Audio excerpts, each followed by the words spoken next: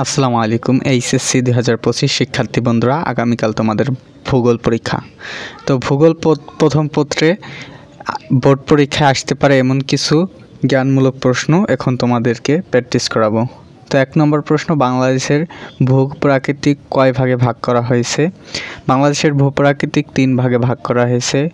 কনরাড বিযুক্তি কি? ব্যাসল্ট স্তরের সাথে গ্রানাইট স্তরের পৃথকীকরণ রেখাকে কনরাড বিযুক্তি রেখা বলে। সমভূমি কাকে বলে? গুরুত্বপূর্ণ একটি প্রশ্ন, এটা একাধিক ভোটে অনেকবারই এসেছে।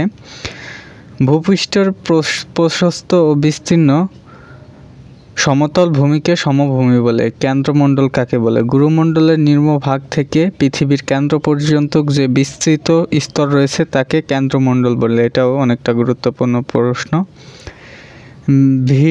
ভেসুভিয়াস কোন ধরনের পর্বত? ভেসুভিয়াস আগ্নেয় বা সঞ্চয়জাত পর্বত। ভূত্বক কাকে বলে? সবথেকে গুরুত্বপূর্ণ, এটা পরীক্ষায় আসতে পারে। ভূপৃষ্ঠের কঠিন বহিরাবরণ ভূত্বক বলে। ভূপৃষ্ঠের কঠিন বহিরাবরণকে ভূত্বক বলে। পর্বত কাকে বলে? ভূপৃষ্ঠের বিস্তৃত এলাকা জুড়ে উচ্চ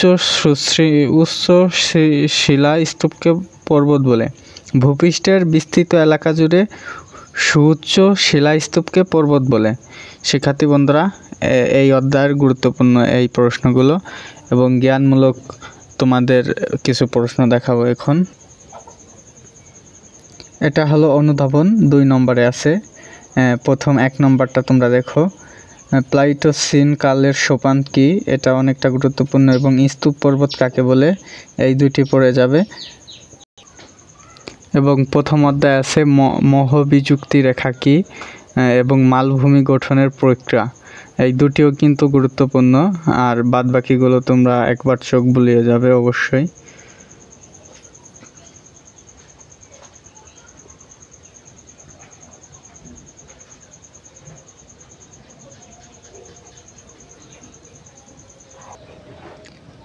শিক্ষার্থী বন্ধুরা, এটা হলো তৃতীয় অধ্যায়। তৃতীয় অধ্যায় ভূমির পরিবর্তন, এই